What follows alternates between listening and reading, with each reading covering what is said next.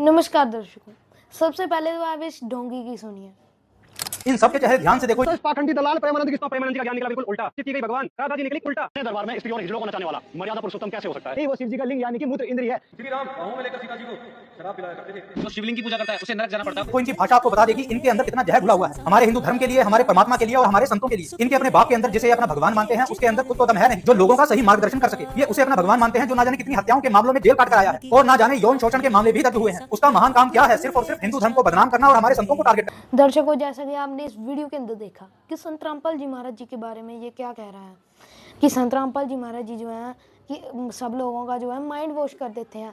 पर अगर तू जिनकी वीडियोस देख रहे हैं ना कि वो तो कह रहा है कि संत रामपाल जी महाराज जी सबके माइंड वॉश करवाने लगे हुए हैं। जितने भी आए हैं ये पूरा ग्रुप जो है सबके माइंड वॉश करते हैं, ऐसा कुछ नहीं है।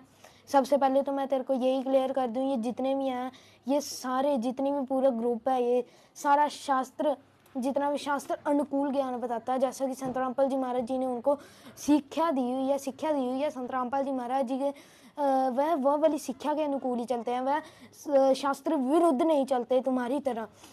तू अगर बोल रहा है ना कि ये जो प्रेमानंद निकला झूठा प्रेमानंद, तो ये झूठा ही है। तू आधी वीडियो देख रहा है, तू आधी वीडियो देखकर ही स्किप कर रहा है, जबकि तेरे को खुद भी पता है कि शास्त्रों में हमारे क्या लिखा है, तो भी तेरे को समझ नहीं आती कि ये क्या। और अगर तू बात करता है ना संत रामपाल जी महाराज जी के दोषी वाले मामलों में, तो सबसे पहला तो सबसे बड़ा देशद्रोह का केस लगाया गया था संत रामपाल जी महाराज जी के ऊपर। वह वाला केस झूठा दोषी उसके अंदर संत रामपाल जी महाराज जी नहीं ठहराए गए थे।